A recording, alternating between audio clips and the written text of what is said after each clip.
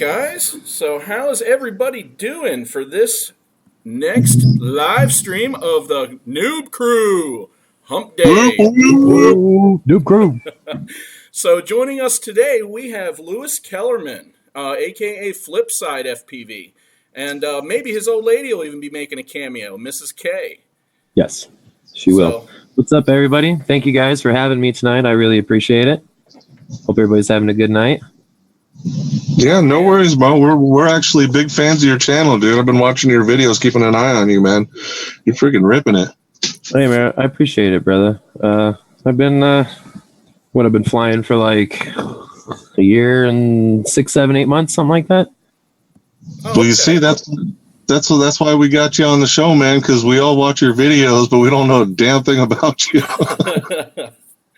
Yeah, that's something I've actually been working on, trying to let the community know me a little better, right? That's why we're doing the Misfit streams when we do.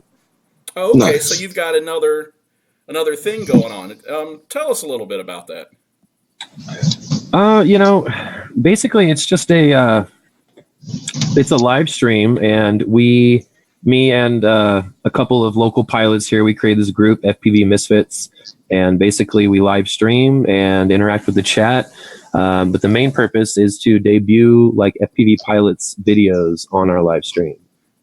Nice. It kind of a like shot in the dark whim idea, you know. I was like, I got the equipment to stream, let's give it a shot, and frick, man, everybody's fucking loving it. Who's that sound like, Chuck? What's that? I said, who's that sound like? Couldn't sound like the Noobcrew at all. So, Lewis, I don't know if you're familiar or not, but I'm going to throw it out there. And I do this, we try to do this about every show right now since we're getting more and more new people all the time. Chuck runs a segment on the FPVnoobtube called the Noobcrew, where he highlights a community member. What he asks is that they send him flight footage, B-roll, interview roll, like whatever it is that they have, and he edits a segment to the music of his choice and throws it out there for the world so that we can get to know a little bit about that person. That's actually really cool, man. That's a very like unique idea to like do the edits of pilots. That's really cool, actually. I didn't know you guys did that. I mean, I've heard about the stream and the group and stuff, but it has been a little while. We're getting back into the mix of things. And my phone falls on the floor. Too funny. Dead phone. I was wondering what happened. I'm like, oh God. And guys, I know the screen's a little wonky right now. Like, I'm working on trying to figure out what I did that I can't pull that thing down. So just bear with me. In the meantime, I'll just peek through the crack here. Anyways, I kind of thought about to do it because not everybody has editing software or the ability to put together an entertaining edit. So I thought that, really the real reason was I was really sick of seeing videos that use that really crappy free YouTube music that everyone uses. That's the real reason. So I could put my own music on there. All right, we all have our soft spot for the YouTube free music library. Fuck that shit. It drives me crazy. But it's crazy, dude. I'm only laughing hard because when I started, that's what I was using. And Windows Movie Maker, just winging it. So, and you're right, there's a lot of people out there that might not know how to edit, or what I find the biggest limitation that people have is they don't have the hardware to run a good editing software. And exactly. That's a lot of money, man. You're talking about at least a mid-range gaming rig's $500, $600. So just to edit, I'd say 500 minimum for sure. Yeah, so that's hella cool of you to do that, man. Well, shit, I'm gonna send you some footage then. Hey, yes, you will. You're on the hook. You're on the hook, bro. You got a couple guys ahead of you, but oh yeah, I'm cool. Well, so Squirrel, go ahead and keep an eye out. So Chuck and I are working on kind of gathering our sources, and you guys know how the Noobcrew is, right?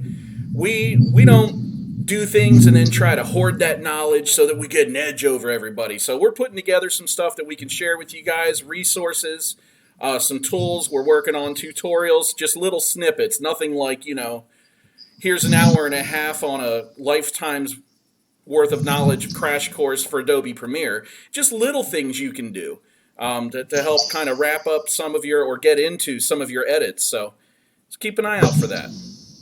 Just little things. Hope I heard that. So Flipside, I got the chat come up. up with a name like that? Where does that come from? Flipside. So guys, I now have the chat open. So hello to everybody in the chat who's been talking to me and I've been ignoring you. I'm sorry. I now have the chat up. Likewise. Right, I know. I'm slacking today. Sorry, guys. Basically, Flipside was a self-given name. I had just got into FPV and was thinking about what I was going to call myself and blah, blah, blah. And so I built my first quad. My first quad was a 5-inch build, like a kit from Amazon.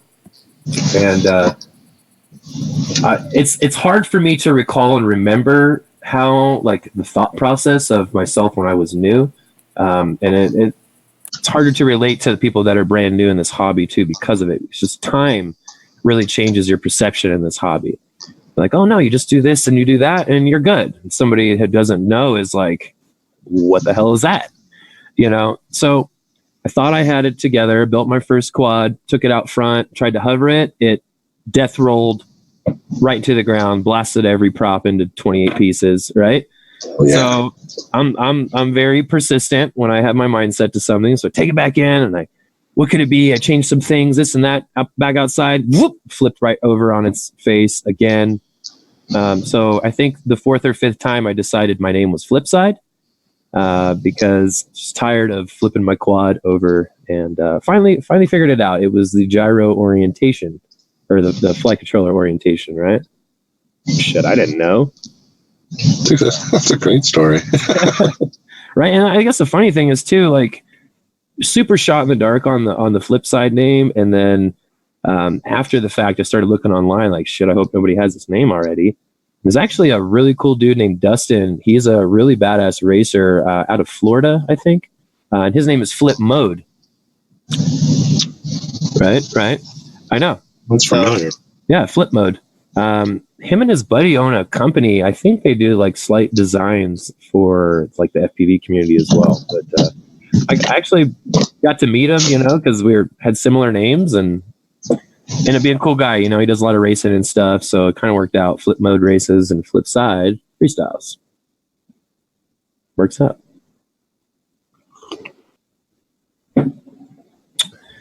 And then obviously Mrs. K. Pretty easy. I told her, I was like, I want to call her Mrs. Flipside. And she was like, fuck no. She wanted to be, she wanted to have her own persona. And I'm glad she did that too. Because there's still a lot of people out there, they see Mrs. K and they don't realize that, Mrs. K stands for Mrs. Kellerman and that's me. So pretty cool.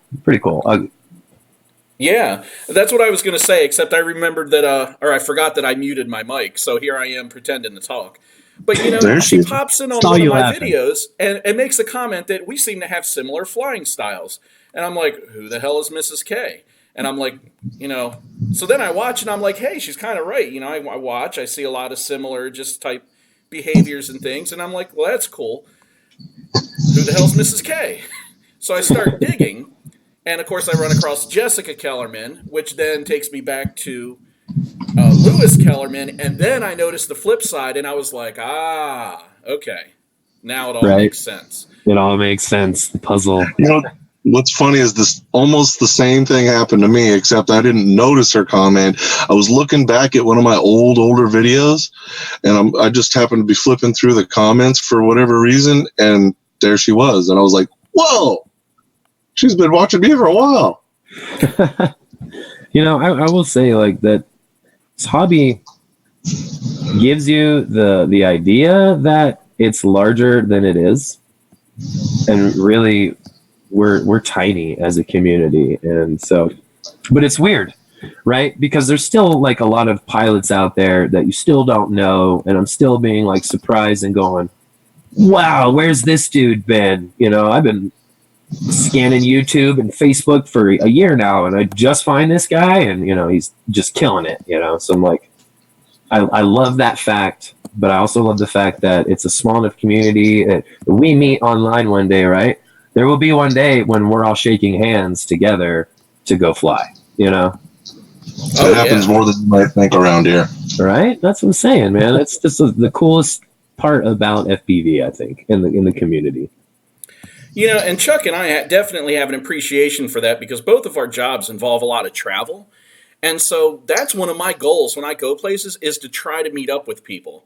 A little bit harder this time of year because, you know, you're trying to meet up in a park or a public place and, well, it's fucking dark when I go into work. It's dark when I get out of work. Fuck the dark. I hate the winter all of a sudden. You know, before FPV, I didn't mind the winter and it getting dark early, but right, it can go away now. Oh yeah, when you get an FPV, you realize how much you hate wind, how much you hate snow, and anything cold. And that sucks for me because I live in Colorado, so I picked the winter, didn't I? Yeah, no kidding. Yeah, I ain't coming to visit you anytime soon. Midsummer, bro, definitely midsummer, and even then we'll probably get rained out most of the days. But yeah. So, all right. So you live in Colorado. Whereabouts? Colorado Springs, Colorado. It's about an hour south of Denver. Yep. Okay. So you've got some neat places. You're probably a little jaded by them at this point. That happens to all of us. You know, it's like me flying at the beach. There's other people that would just die to be able to fly at the beach, and I'm like, it's flying at the beach. Who gives a shit? Right, been there, done that 38 times. Yeah. Yeah. So what's your favorite spot? Something that you go back to that doesn't seem to get old? I guess it kind of depends on the mood I'm in. Like, I feel very similar about the mountains as you feel about the ocean, right? And that's, our mountains are boring. Why are they boring? Because I've looked at them for 20 something years, you know? I've been up there. I've done the mountain thing, right? But to people who don't live here and haven't seen a mountain, because that actually exists, people are just like crazy about them. I don't fly mountains, obviously, because I like my gear. And it's a quick, easy way to lose it. You know what it is about the mountains here is that the terrain is very, very treacherous. So even though you might crash 35 feet from you, it's on like a, 50% incline where, you might break something if you slip. So if you ask my favorite spots would probably be parks. And I know that's kind of weird, right? Because everybody's like, parks, that's old news. That's last year's shit. I agree wholeheartedly. But here's the craziest thing. Colorado, known for its outdoorsiness, right? There is almost nobody at the parks every single day of the week. I don't understand why. If you go to a park at about between 5 and 6, everybody's gotten home and they're out walking their dogs. But other than that, dude, through the day, they are desolate, which is really good for us. Because then I can. That's a big thing for me too. Is flying an entire area, and there's people around. You just can't. It's too dangerous. I really like parks. I'm definitely a fan of park flying, but I'll tell you what I get sick of. Where I live, the trees are like bushes with stems. They're really, really thick. You can't get in the branches or anything. Like anybody who's watched a Bob Ruge video, he's always flying around those spidery ass trees with those long, gnarly branches, and there's nothing in the middle, so you can get up in there. Well, right. our trees aren't like that. We don't have that. And us too. So, I like park flying, but my idea of park flying, since that level of proximity doesn't exist, is to have a spot like a golf course, which are highly off limits where I'm at because there's always fucking people in them. Yep. But, with golf courses, you get these groves of trees, but you get these open areas. So there's spots where you can be in the mix and you can definitely get up some speed, where you can be in the middle and doing some proximity, but there's also areas to lay up and recover.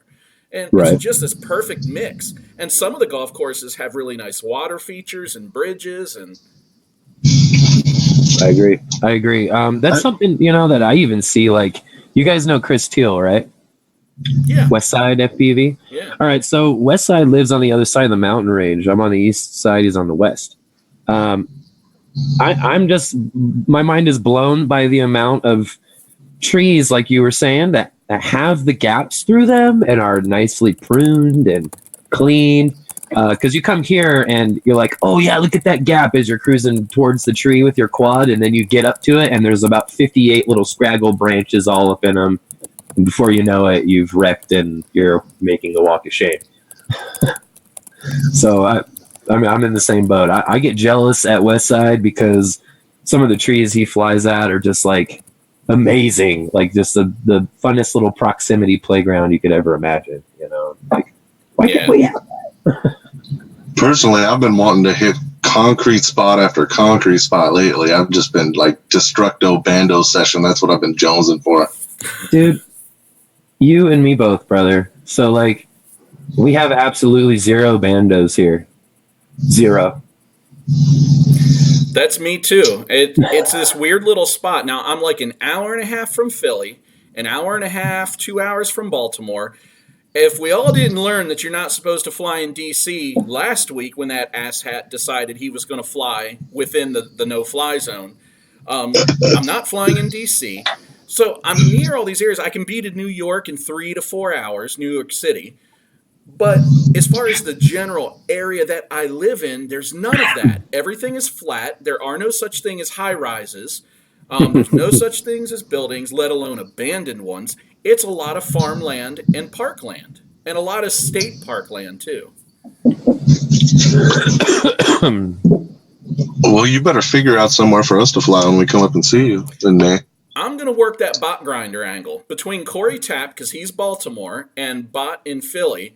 We can probably either bounce one day in Baltimore, one day in Philly, or even do both, or just pick one and have both of them. You know, because I don't want to kill us when we're together.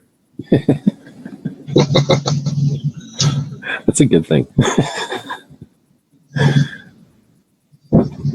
How does the community, like not the FPV community, just like your average community, how does your guys' community react to drones? Say somebody approaches you when you're at the park flying or something.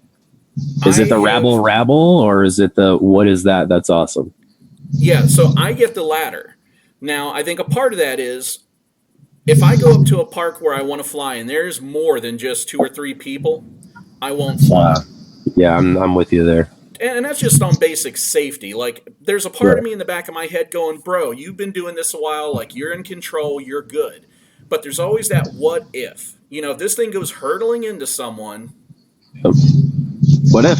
You know, honestly, that is my biggest fear in FPV.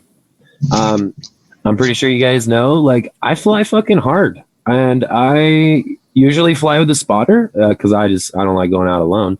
But at the end of the day, like I said, I like to fly the whole park. And if there's a couple people there, if I got 1 or 2 walkers that are like sticking to the path, I'll shred the park, right? But if there's kids running around, I actually classify people in like 1 or 3 different classifications. So you got your class 3, class 2, class 1 threats. With like a class 1 threat being like children with a dog that is like bigger than them, and you don't know. They could be anywhere at any time. They could change the direction on you in an instant, you know. And then you get like all the way down the class 3 threats that are like the old couple that's just scooting around the walkway, you know.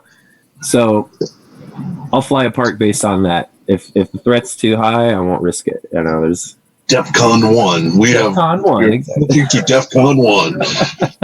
All alert. Yeah. To be honest, I haven't been approached by anyone. I'm kind of surprised. Maybe it's because I'm a gnarly looking bastard, but I don't. Nobody ever. Not once.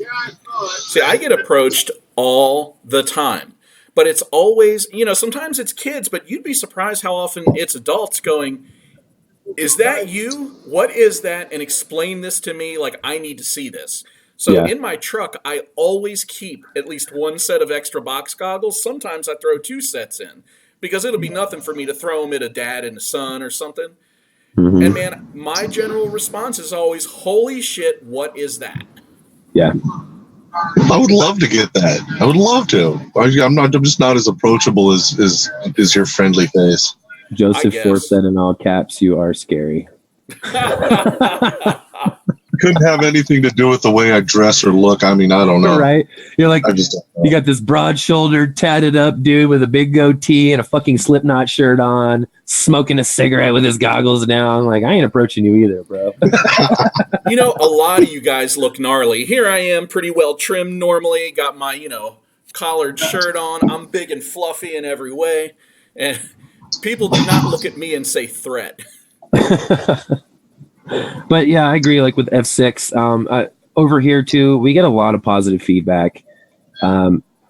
We flew this kind of Colorado Springs is built around all these different like ridge lines and stuff. So you like go to a certain neighborhood in town, and there will just be like this massive rock face behind everybody's house.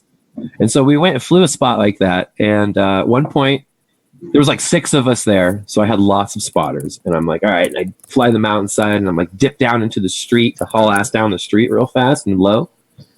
And I start approaching a runner with their dog. So I start pulling up and immediately just blast up out of the air. Well, as soon as I pulled up and blasted out, all my friends are like, oh, there's a person, there's a person.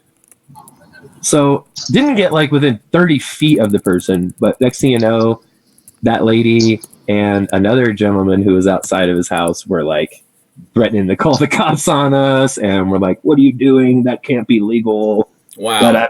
So we like immediately diffuse the situation. Like, no, we are so sorry. These are toys. We're not here to mess with your neighborhood, See, and that's generally probably part of the reason that that I get the reactions I do is if somebody comes up on me, it's because when I got there, there was no one there.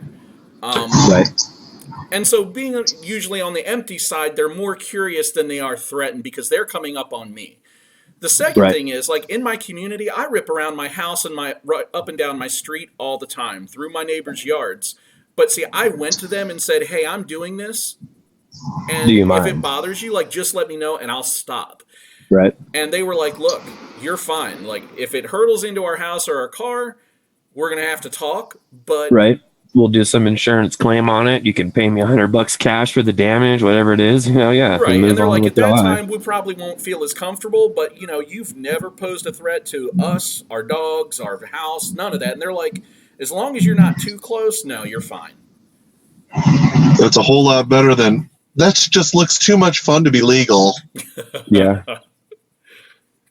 Just the last place we flew, we had a construction zone that like shut down a road, a big section of a road, and just happened to be where there was that smokestack. And my favorite video of yours, dude, my favorite spot in town. I wish that it didn't get put back up so fast, but the construction companies don't mess around here. But yeah, you get to go back at all? One day I flew it, and my quad was not tuned it was not happy, but it was like, we're going right now. Are you coming? And I'm like, yes. Yeah. So, but yeah, man, that was a dope spot. That was one of the coolest spots I think I've ever flown. Nice. My coolest spots are not around my house. I mean, if I had to pick an area around my area, honestly, I love my yard probably too much. But I try to find ways to make it interesting. My favorite spot so far, that if I had to go back, would be Portland, Oregon. There's a bridge out there that has a park underneath of it, and I was so nervous at the time, and I was crunched on time, and all this other stuff, and so I was kind of in and out, and I never got past the jiggle sticks. And I want to go back and just have an honest shot at it this time, How long You'll get back there eventually. You got a customer there. Yeah. That customer's not real happy with me right now. How long have you guys been flying? I started in February of 2016. Now, when I say I started, had the OG Wizard 220, had it a proper week, and thought, I got this. And immediately exploded it on the blacktop. Awesome. So then I was down and out for about 4 or 5 weeks until my parts came in, got it back together, and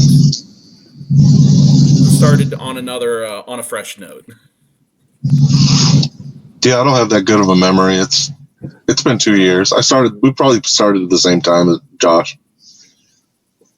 See, that's cool. And I got a friend who has been flying since like 2014 or something, and it's hard to be like, well, then you have 4 years experience flying. Like, not really, because he was flying like shitty AP rigs that had like a fucking Naze 32 on it and flew like absolute garbage, so I really feel like I'm seeing guys now. All right, here's like, I thought I learned how to fly FPV well in a short period of time. I thought I advanced quickly. Yeah, right. I'm seeing guys now that are fucking 4 months into this hobby and are shredding spots, dude. Like, just completely dominating with their quad. Like, you can tell they're 100% in control, and they've been flying for 4 months. Yeah, having the same thing happened in skateboarding. It's some young whippersnappers come along, born with a quad, born with a transmitter in their hands. Technology has really made a lot of advancements too, I will say, because I don't know about you guys, like, some people like to get at the new firmware as soon as it comes out, right? The new, stay up to date. I am like, if it ain't broke, don't fix it.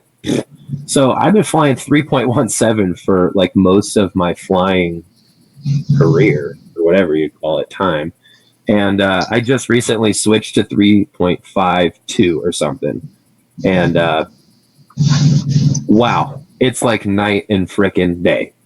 3.5 flies way better than 3.2 or 3.3. And I skipped those. So, but I've also, like my buddy Kyle, he's a shizzle bo dizzle. He flew 3.3 for a long time and was just swore by it. I'm like, no, that's 317, man. And it's really okay. Here's the difference that I noticed right off the bat from 317 to a jump like 3.5 is that I would clip a branch and I run tri-blades. So I'd clip a branch and snap off a blade off of one of my tri-blades. So I'd have two. And I would barely make it back to myself, right? Mm-hmm. It would fly, but horribly. One blade on there was like no exception. It would death roll and crash. So I went to fly a couple packs at the park a few days ago with a couple buddies, and I ain't been flying for like 2 weeks. So 20 seconds into my first pack, what do? I S-turn over a tree, and I'm floating away from him. I'm like, I got time to do a spin. I ate it right into a scraggle branch, kicked me into somebody's backyard, and I just rearmed and took off. Landed and realized that I had one friggin' blade on that arm, and it still flew just fine. I mean, obviously it was horrible, but it flew. Right. It flew like 100 feet over all the trees that bordered their yard and back into the park, and it was like 317 would never have been able to do that. No, it did not handle those oscillations, especially surprise oscillations, well. But that dynamic filter is really what makes the difference. Oh, dude, it is amazing. Because it picks up on those vibes, and within, I'll say, a couple CPU cycles, it's adjusting that notch. It's amazing. I know, right, and Plummet FPV and Night Train FPV and I were flying at a park in Michigan. I went up and saw those guys. And I hit something and broke like 2 blades off my prop. And immediately I knew, because I could see it flying in the sticks, that it wasn't right. So I started flying back to myself. Yeah. And it sounded like a weed eater. It was, but it did fly 40 yards back to me and land perfectly controlled. Right. You had control. And right, it was flying sloppy, but you had control. Exactly. And so the technology is really helping us all out. And yeah, that's why I'm insanely glad I just got some HDOs. I can see that scraggle now. It's friggin' awesome. So that's my biggest want right now. Mrs. K and I still share a pair of goggles because we have that's so cute kids and bills and shit. And so, but yeah, like I told her, I was like, well, when I upgrade, you can have mine and I'll get the new. Yeah, I'm sure she liked that. She don't mind. She really don't. Because at the end of the day, she could go, give me your goggles, and I would give them to her. So, did both of you guys get into this at the same time, or did you get into it and then she was like, hey, what's all that? What's up, Drumpool? Okay, so this is how you get your spouse or your wife into FPV, guys, if you want to. But know that there are some repercussions, but there's a lot of awesomeness too. Get into FPV and have so much fucking fun that she just hates you for how much fun you're having. Because that's what happened. And she's like, all right, I thought he was buying a toy. Like, this thing's like running his life. He's like, it just completely encompassed in FPV. She was like, give me the transmitter. Quadiction. That's all it took, man. Nice. So mine has severe motion sickness. She can't think about a boat shaking without wanting to puke. So that's just an automatic no. She will watch me and go, don't really give a shit. You're spending too much money, but it's not booze and hookers, so just keep it under control. Right. It's not race cars, you're not risking your life and shit, so have fun, Keep it under control means don't let me find out how much you're spending. Right. Don't show me the bank statements. Year one, we won't talk about that. Now it's well under control. So that was a big obstacle for us too, was like, you thought FPV was expensive to get into until your spouse gets into it too, because then you buy 2 of everything. You already buy 2 of everything, right? Because, break shit. So you already start with 2, so then you got to buy 3 or 4 every time you buy something. Yep.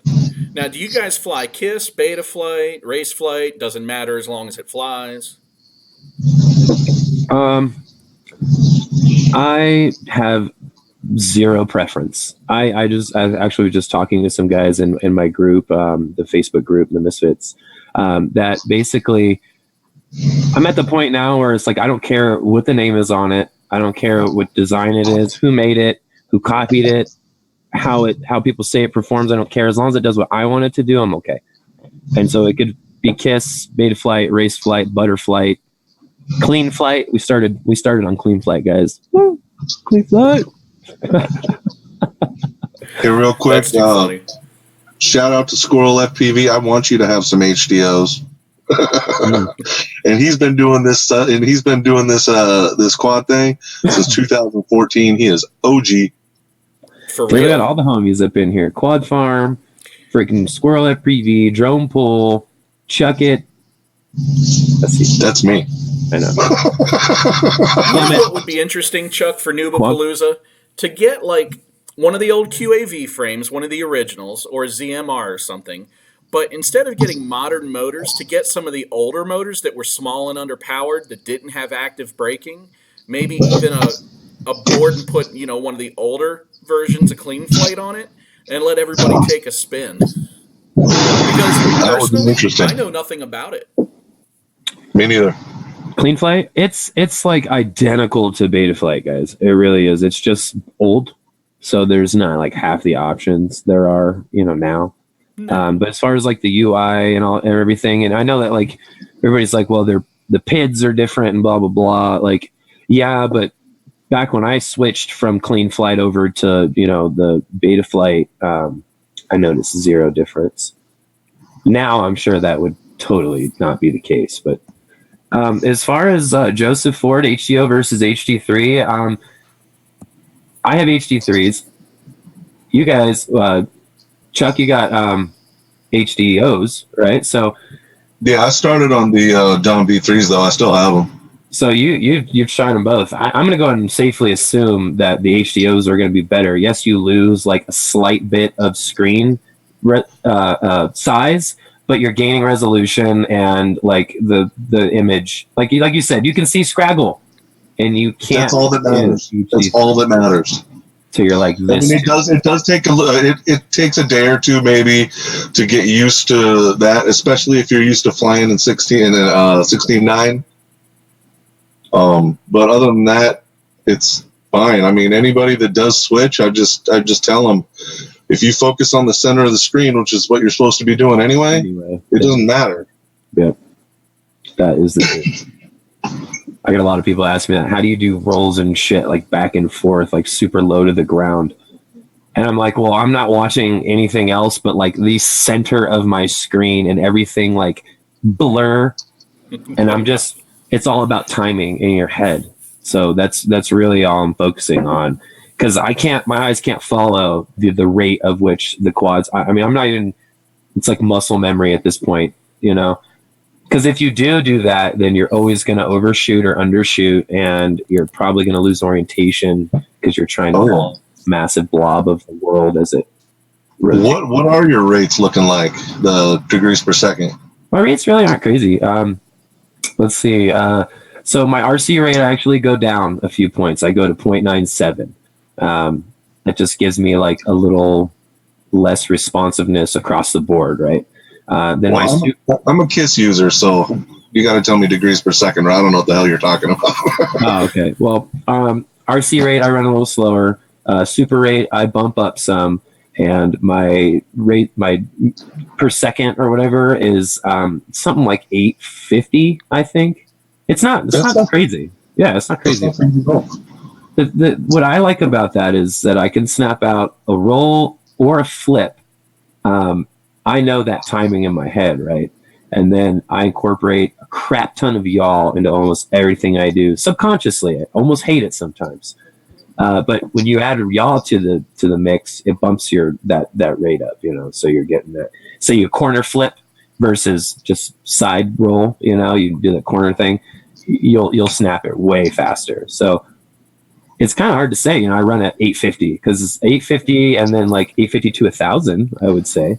Right? But that's at the end of the sticks, which really doesn't tell you much about the majority of your flying, which happens in the center of your sticks. Right. So a lot of people, like I have a buddy who runs Zero Expo, and he is super precise with his flying. I run 0.40 Expo.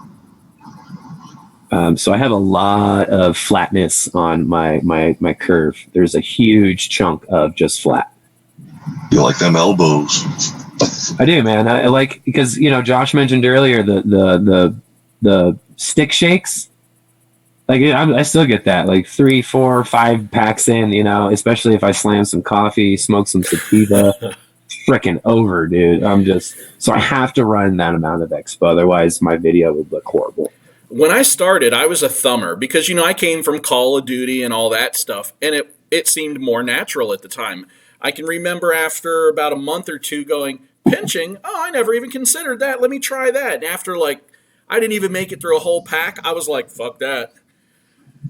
But fuck that, you didn't want to? You want to go back to thumbing? And I did, right?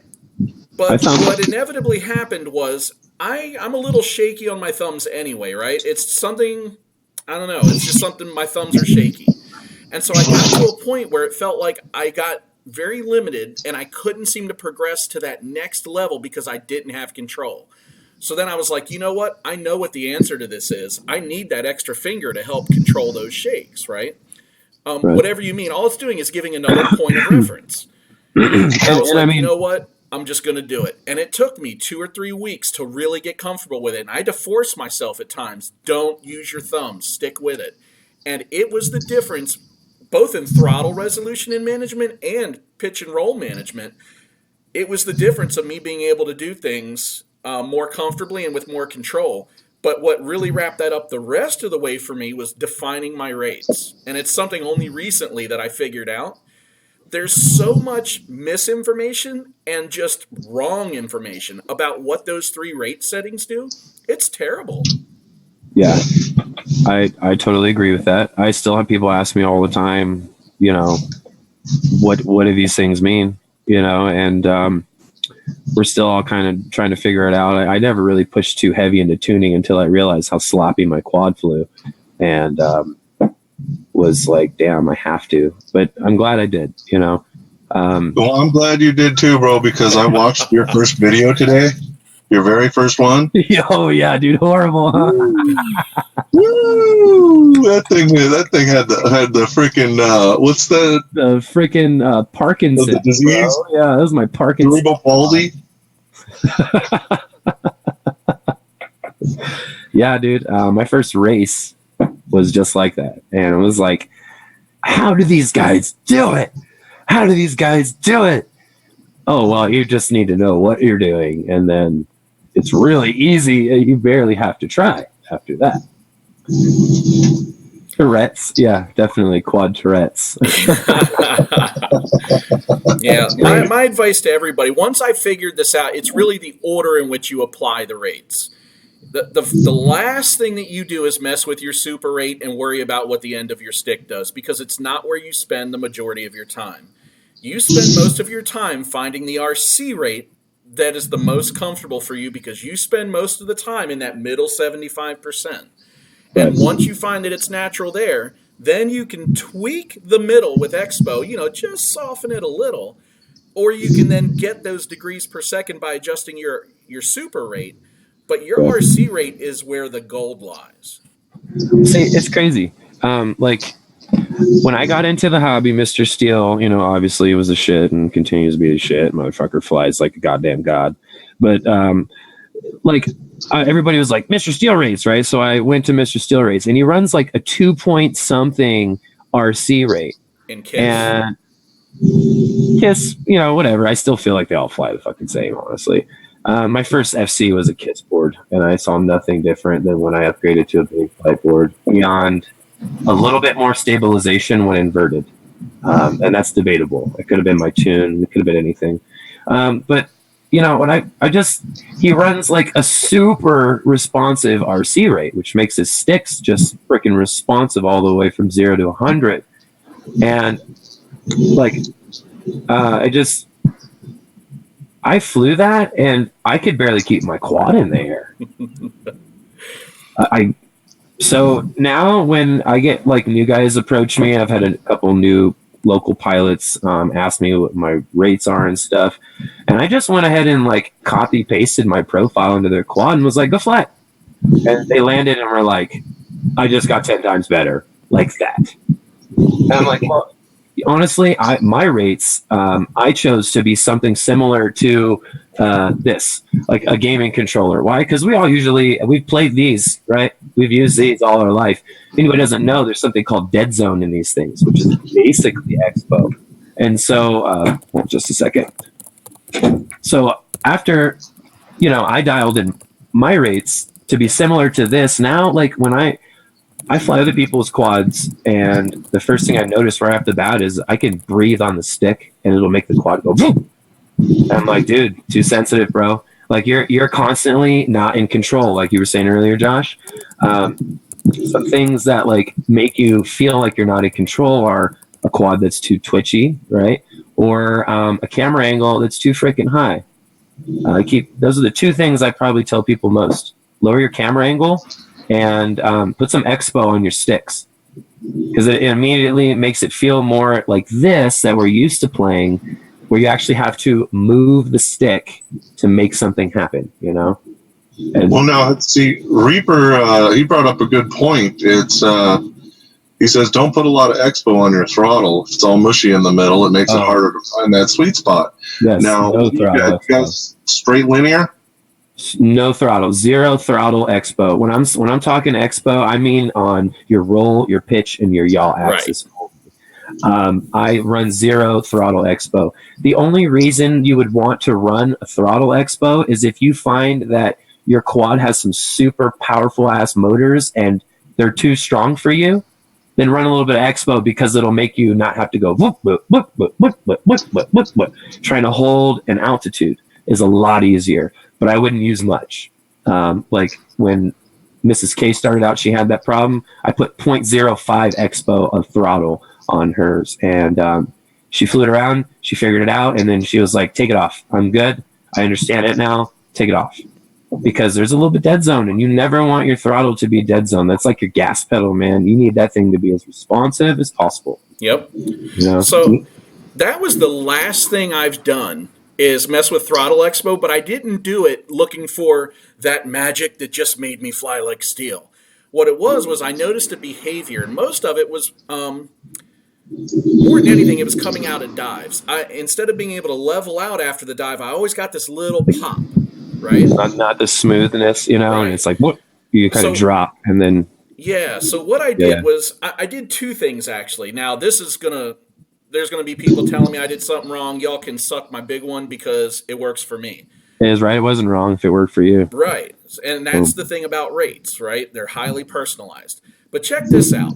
I took my throttle mid, all right? And I made my mid where my hover point is. So I realized that my hover percentage was 32%. Now, if you think about this, you never spend time less than that 32% mark.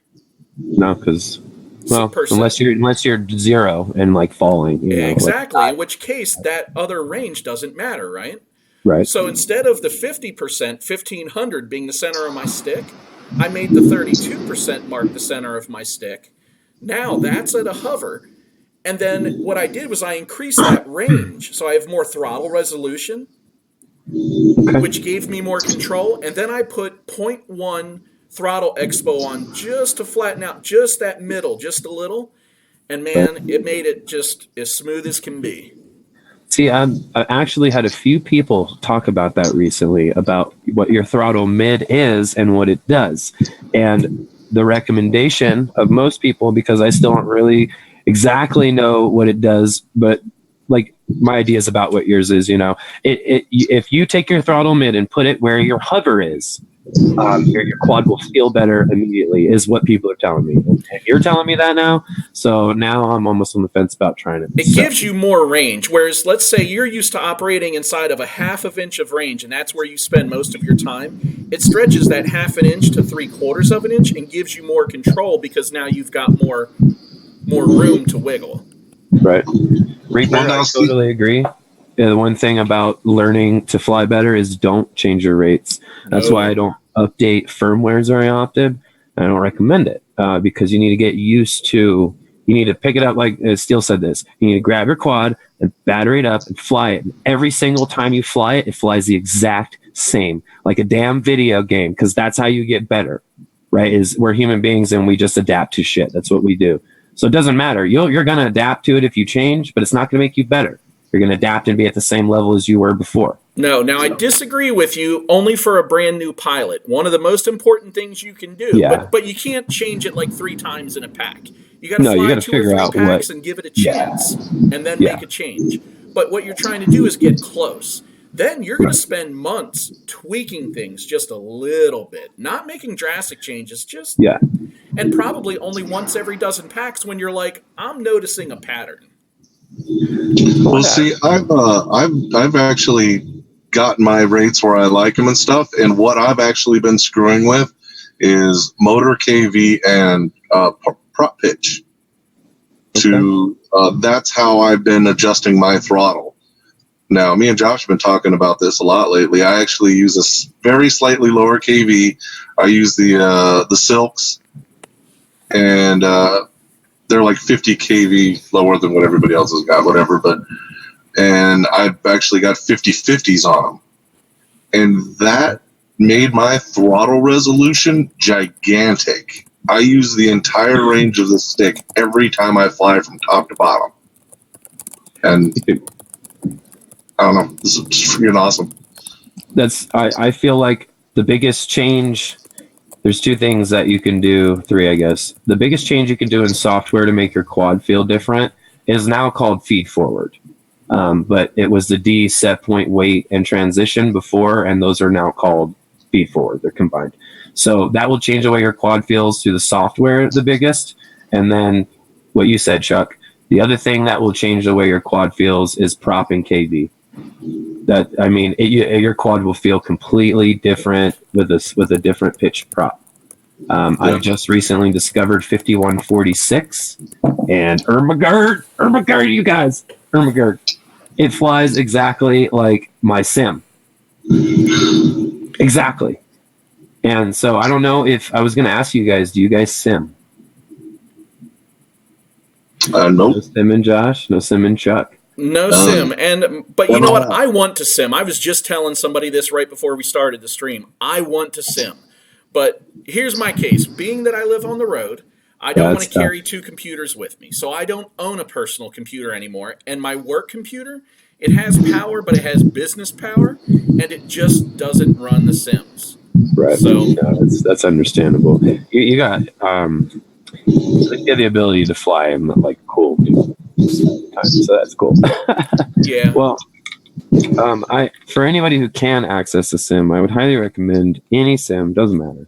That's what I use. Like you said, like doing those slight tweaks and adjustments once you've like figured out your zone of like where you want your rates to be. That's where I go to mess around. And so, I spend, an hour a night playing on the sim. I don't really change much now, but that's where I get all my practice in. And then it's crazy because now my quad feels just like the sim with those new props. Yeah. I've learned from crashing and bashing and spending exorbitant amounts of money. So I highly recommend everybody use Sims. Don't go by that. Man, now that you have things like Liftoff and Velocidrone and things like that, and I think Liftoff is the one that has the really good race flight, beta flight. You can the rates in the pits are pretty close. Yeah. But, when I started doing this, all that was really out there was FPV Freerider. And to this day, it does not have an actual tuning method that's even close to what we use. So I agree. The Freerider is garbage. It's garbage. French garbage. I know, right? The fucking French, man. Kudos to those crazy motherfuckers, right? But no, seriously, like I started with DRL Sim when it was free on this Xbox 360 controller, and then bought my transmitter and went from there. But I play Velocidrone now, and I agree. Like Velocidrone is the most realistic in my opinion as well. Pin D shot, and but I think Liftoff offers the greater experience overall. Based on. Their levels are way larger, way more detailed and realistic. The only thing that I really hate on Velocidrone is it lags on my gaming rig for some reason, which I got into an argument with the dev about why that is, and I won't get into it, but apparently it's me.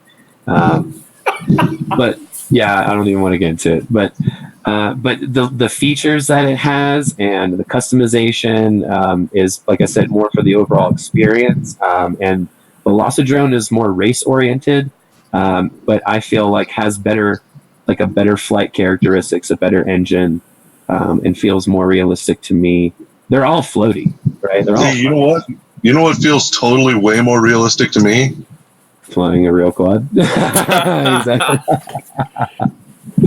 Sending it, bro. Sending it. Hey, by the way, I'm going to tell everybody, Josh sent me these props.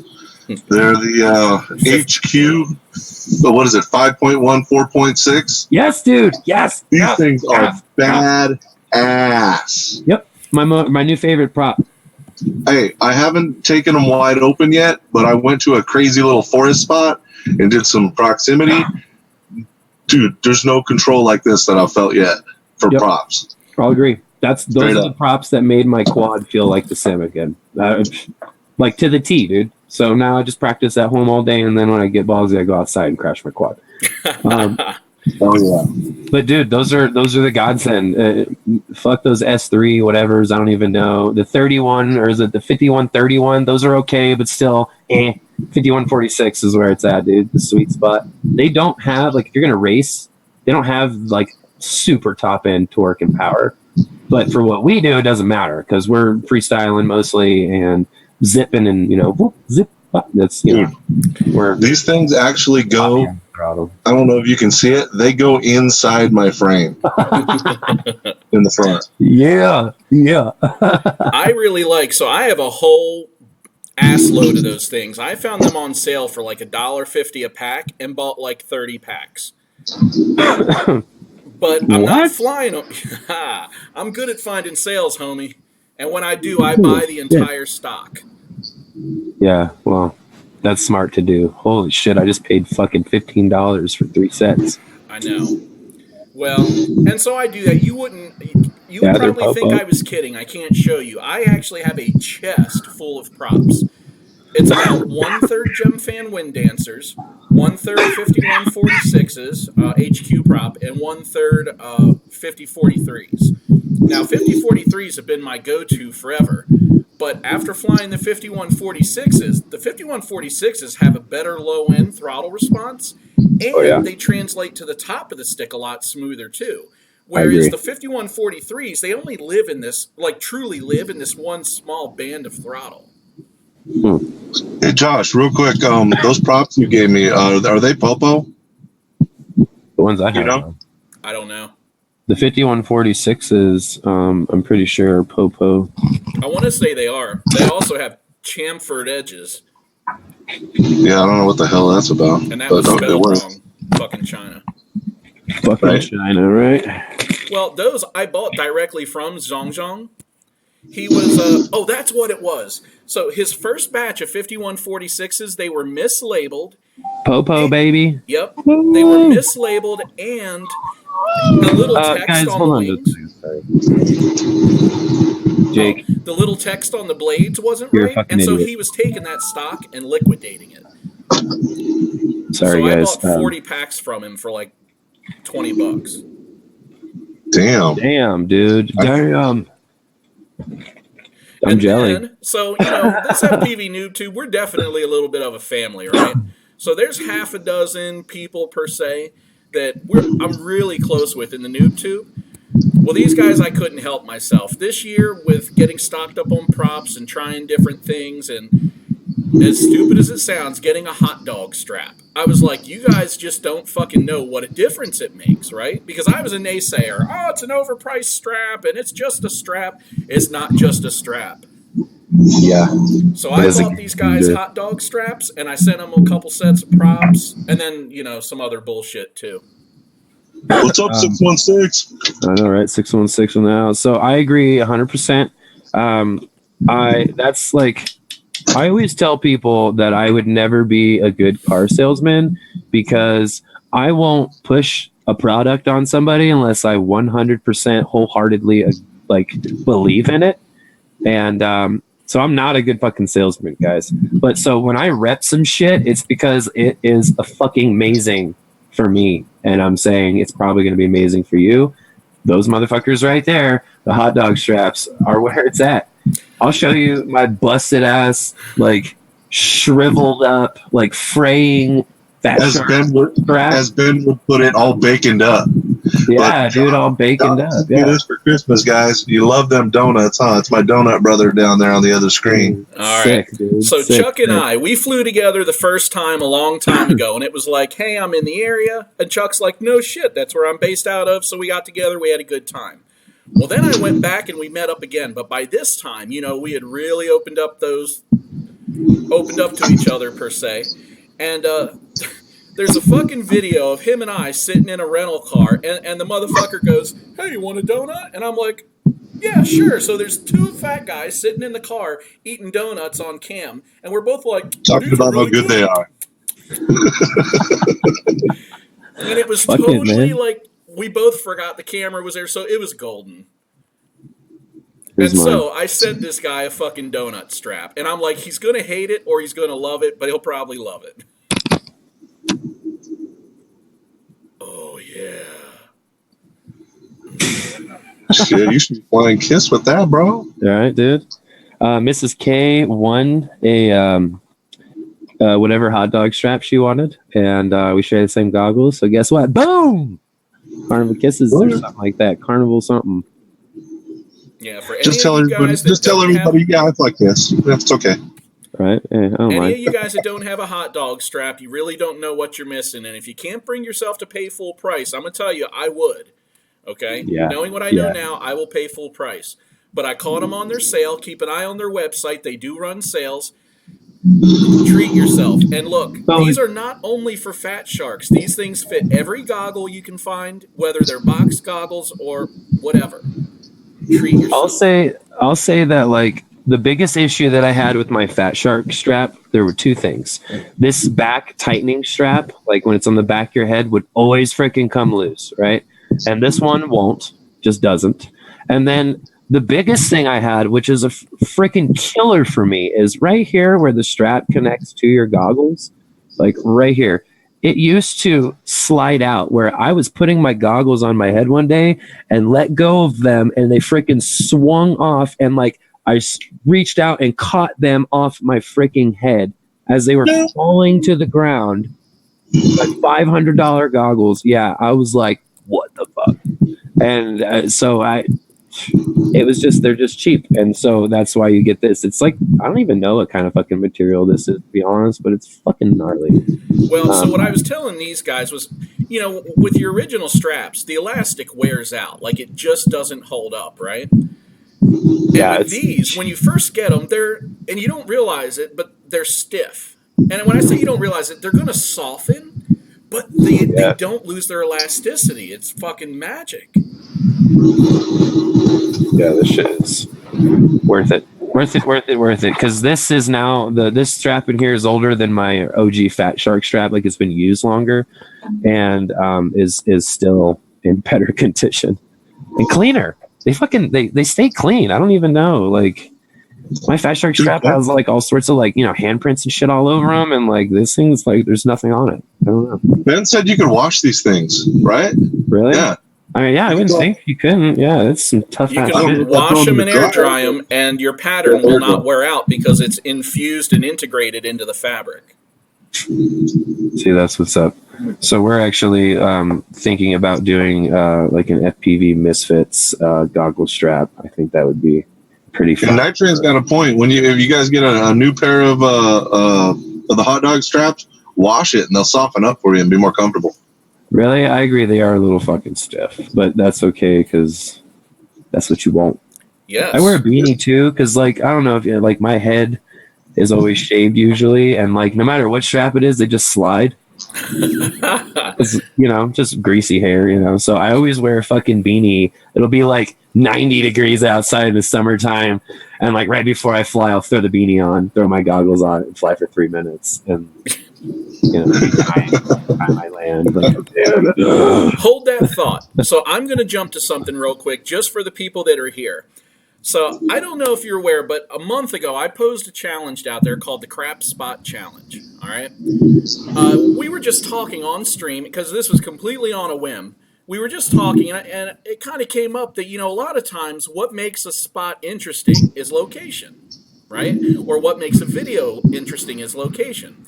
So, of course, I took it on myself that let's take location out of the equation. And I challenged everybody to find the worst fucking spot they could find, meaning void of features, void of interesting things, not in a great spot. Like, it wasn't so much about it being a terrifying spot, but the idea was that it couldn't have any interesting features that helped make the video interesting, right? Sorry. So we got 9 entries or so, and I put it out to the community a week ago, a little less than a week ago, and they made their votes. So I want to go ahead and announce the winner of the Crap Spot. Awesome. So, now to talk about the elephant in the room. I issued the challenge being the Crap Spot, and then I made a little mistake. All right? We had an entry, and that entry right now has the most votes by almost double of what the next one in line does. My problem with it is that it's not a crap spot. It's under a bridge. Now, if I had been paying attention better, because I watched all the videos, but I was just in a hurry when I was putting together the poll, I would have said, this is disqualified, that's not a crap spot, because if you ask anybody who flies FPV if they would like to fly under a bridge, there are people that would die to do that. Yeah. This guy flew under a bridge, and it's not a crap spot. I'm sorry. It was a good video, mind you. The guy was rocking a Mobulus 7, and he was ripping it. It was an excellent video, and it has more merit than just the flying itself. Like, he did a good job with the edit. It's fun. Like, there's a lot of good things about this video, but I'm going to tell you, this is on me, so anybody that doesn't like it, come at me, bro. You can send me messages and hate me all you want. Come at me. I am not naming him. It is F6 Photo. I am not naming him the Crap Spot King. So, for you guys that are here that didn't see this coming, the next in line is Joe Stan. So Joe Stan is going to be our Crap Spot King winner. I'm going to send Joe a package, And one of the things Joe is getting as a little memento, let's go ahead and throw this up here. Oh. So everybody should be able to see the golden poo pin there. Now, this was very fitting for the crap spot because it's a crappy prize for a crappy spot. And Joe's a pretty crappy guy. No, I'm just kidding. So I'm going to send Joe a couple sets of props and this pin to signify him winning the crap spot challenge. So everybody, when you get a chance, give Joe, just a little congrats. We had fun with it. And we're going to have more challenges as time goes on. Now, Chuck and I, we've got some ideas for challenges. And we're going to issue our newest one, or our next one, on the first Wednesday of the new year. What I'm going to do is throw a poll out there, a wide open poll on the FPVnoobtube to see what your guys' idea of interesting challenges are. Now, and I'll go ahead and remind you of this, but you guys need to keep in mind that it can't be something like slide on ice, because there are people that live in places where there isn't ice. We don't want to just flat out exclude people. So whatever it is, it's got to be something that's kind of fun, all right?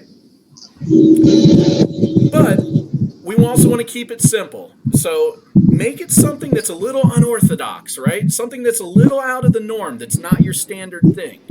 And go ahead and throw your ideas out there, and we'll take the best ideas. Now, warning, this is not a competition. And when I say we'll take the best ideas, Chuck and I and some of the noob crew will decide what those best ideas are. But we're going to leave it up to you guys to give us a little help with that. So yeah, congrats, Joe. If you're here, cool. If not, I'll catch up with you. And our next runner-up was Dave, so it looked like the big wieners were dominating the competition. Yeah. I know. Did they say anything about a BQE frame or something like that? Do you hear anything about that? Yeah, about those really gnarly, unbreakable BQE frames. Are we going to start giving shameless plugs now, too, to Brissett and his gang?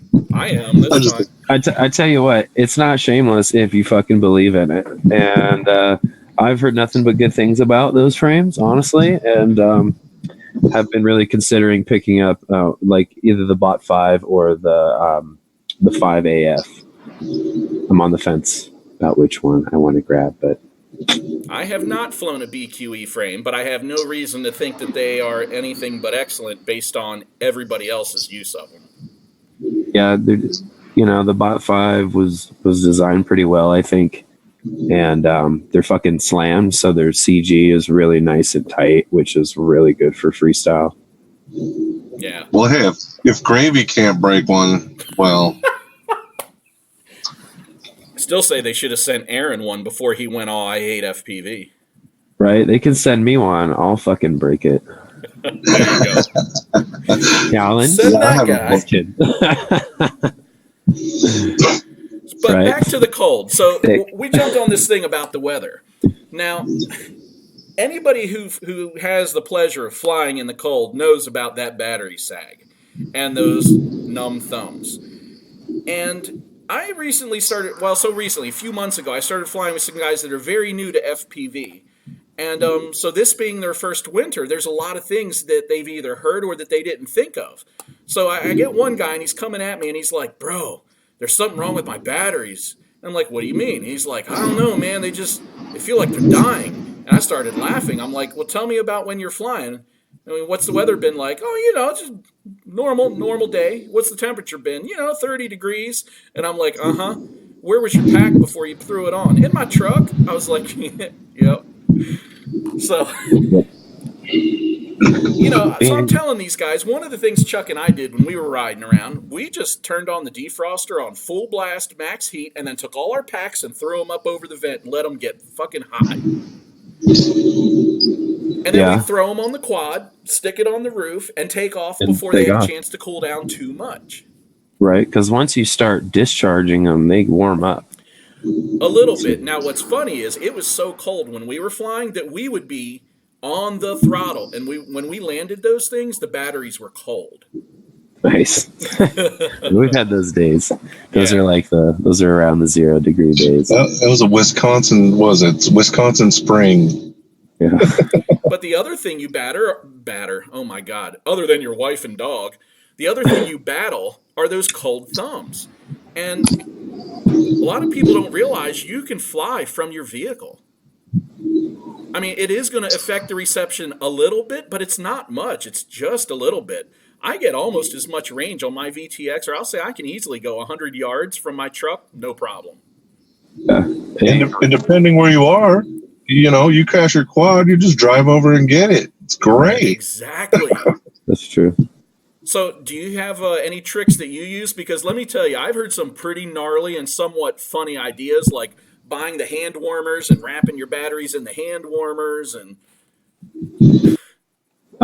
for batteries, what I do, basically like you guys do, I use a lunch pail, like the soft material lunch bag thing or box.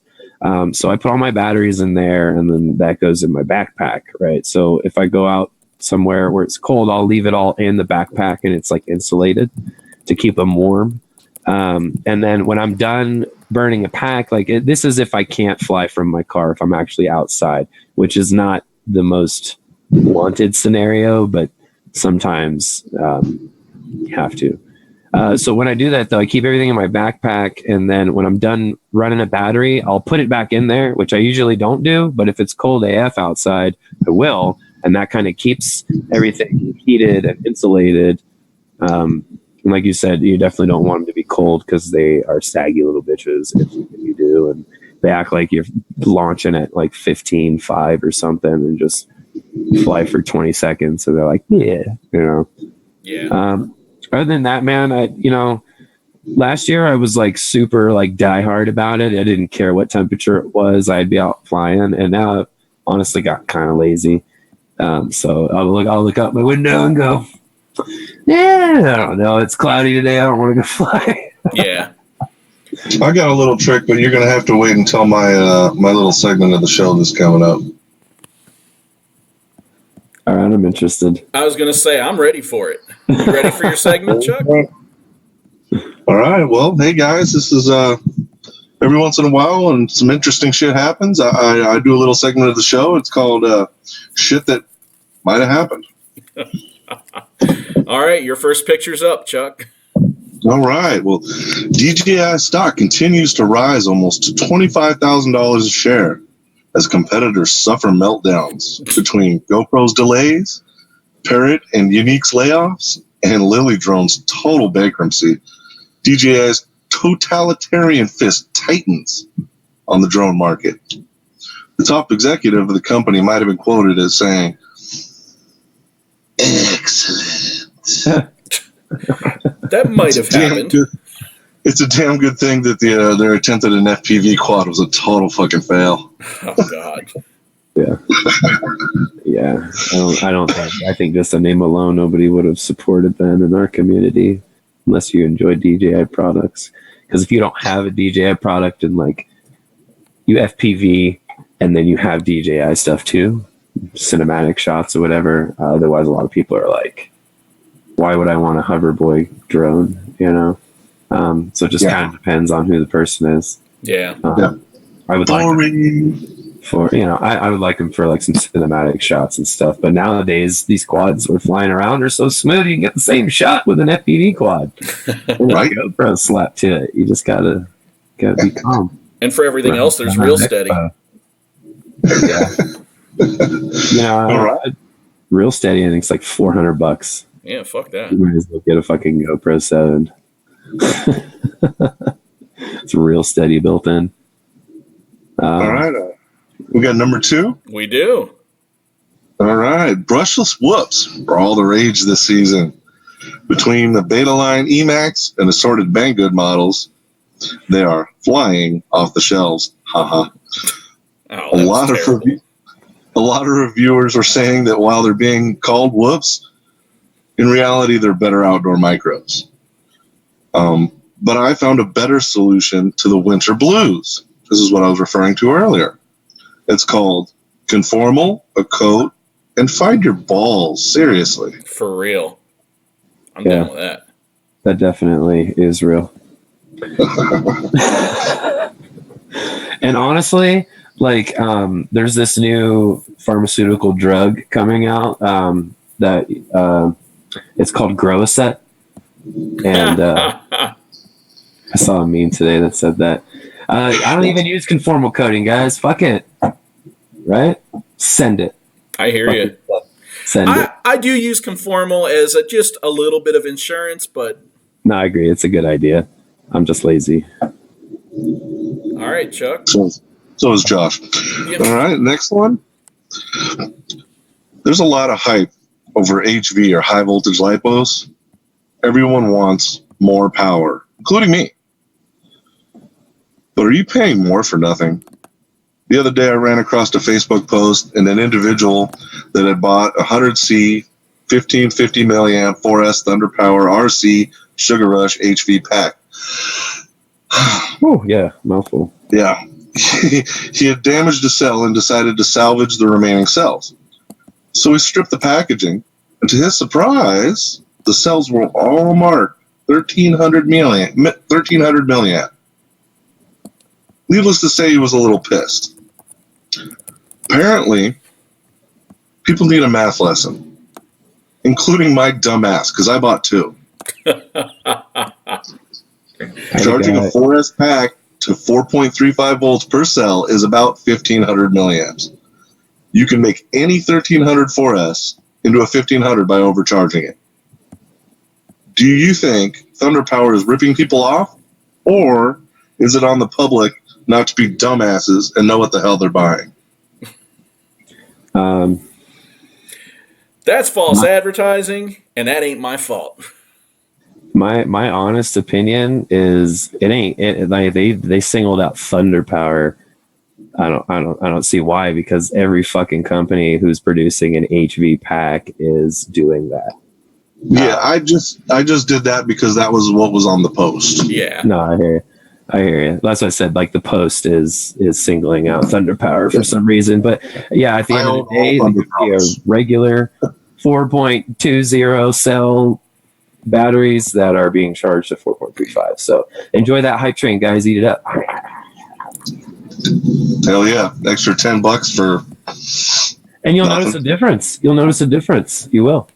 Put an HV on there. It'll freaking rock. It will. But the life of that battery. That's I'm basically treating the two that I have just like regular ones. Yeah, I would definitely do that, because you could charge them, over, but that's dangerous. I've tried it, and you get an extra punch out. It's only dangerous if you pull an Alex Van over and try to get 5 volts on each cell. Jackass. All right. All right, Chuck, you're up. You're all right. Okay, guys, I thought this one was so funny. I didn't even write a punchline for it. All right. The TBS Source 1 has been cloned. That's right. The open source design frame has been cloned. The $27 open source design frame. Okay, here's the catch.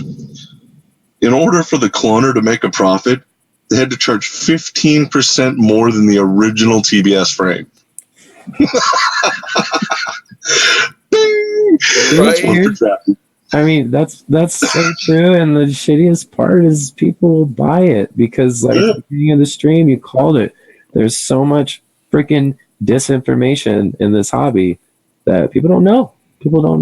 You'll see that shit on Amazon. TBS and you'll be like, found Amazon. out, and they called it out pretty quickly, and they were like, big win. This is what we were trying to get at all along between us and Sabotage, Armitage. Yeah, it's the whole reason. Initiative, and they're like, they had to charge 15% more just to make a profit. Yep. Point for Trappy. So the best thing that we can all do, and I think we're all realizing it now, like as a whole, is education. Education is the biggest way to keep people buying not the China clone shit. Educating the masses. Hey, we all started with it, and I'll tell you what, almost everybody I know has switched over to mainline gear. I also was one of those people that didn't know, right? And if you guys look over there, all of those quads on that wall with the poster are all clone frames, and guess what? They're all fucking dead ones. All of those quads right there are all legit frames, and they're all in one piece, except for that one I took apart because I needed parts off of it. I quit listening to you when I noticed your prop wall. That is badass. You like that? That is Mrs. K's doing. Sorry, this is hard. Yeah, that's Mrs. K's doing right there. We were going to keep going, and I was like, the landlady is going to fucking hate us when we move. Like, that's a lot of holes for my ass to fill. I'm just going to be bust out the spackling and the freaking spray texture and get busy, huh? That's great. I had a little dangly of props right here. It was like my dice in the mirror. I got one too, bro. My first broken prop ever. Oh, you have it still. Amazing. The first night where I obliterated them all was like the one that survived the first night. Huh. So that one King Kong wizard prop. Yeah, dude. It's a pink freaking bull nose, like I don't even know. I'll have to look. It's a Dow prop. It's a Dow prop bull nose freaking something. Pink. I did run those for a bit, actually. They have like the cut, like the flat ends on the blades. Yeah. They're weird. All right. All right, Chuck, you ready for your last one? Last but not least.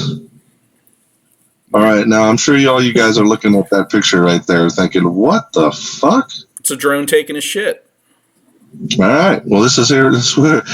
Now, we all know what a huge problem we have with drones crashing down, ripping into, and lopping off everything or anyone in its path, right? A company called Indemis has found a way to save countless lives. They have found a way to deploy a parachute from a free-falling drone. Now, normally to do this would only result in a parachute just getting wrapped up in the props, rendering it completely useless, right? Right? Indemis has ingeniously solved this by installing an inflatable tube that is soft and malleable while stowed away, but when properly coaxed, rapidly becomes hard and rigid, extending past the airframe and launching its parachute, thus saving humanity from the maiming and slaughter of tens of people from the scourge that is drones. Tens of people. God, that was hot. My only question is it also ribbed for your pleasure? It better be.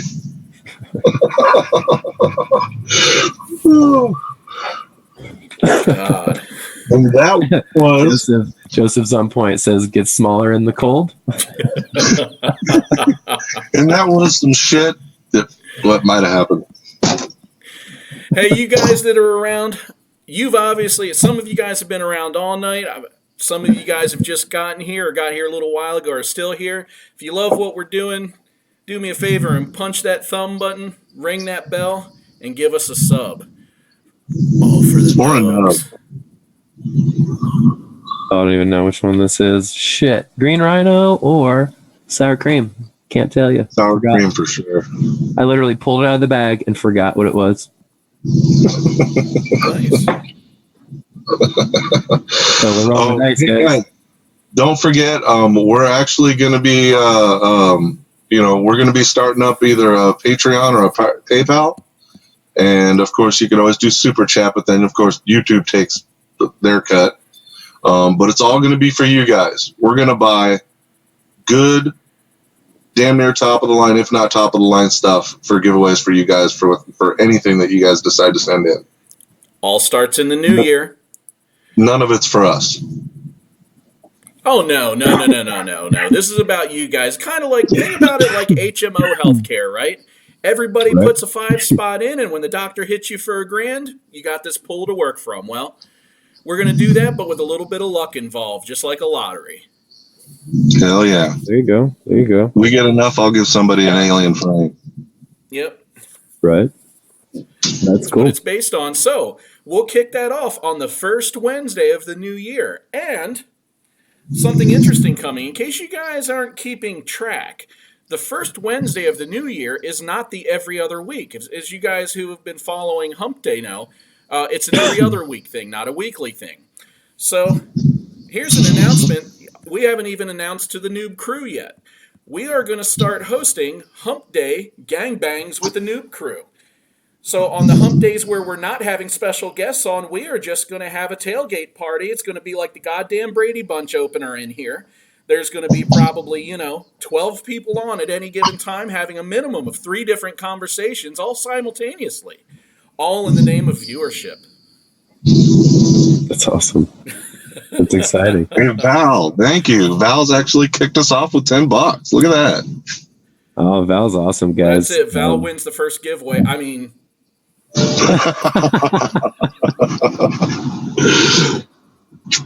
No, good deal. So we're going to start it off with some smaller stuff because we're just getting our budget started. We're going to stretch it a little bit, but keep the Patreon thing in mind. Again, the whole subscription idea, we don't want anybody going nuts and, not feeding their kids to get free hardware. But if everybody was to chip in $2 a month, it would go a long way. So... Joe's screaming lag. My computer CPU usage is spiking. God only knows what's happening. It's probably antivirus related. Yeah, it's going to be the FPVnoobtube's shit show equivalent. But since there's already a shit show and not a gangbang,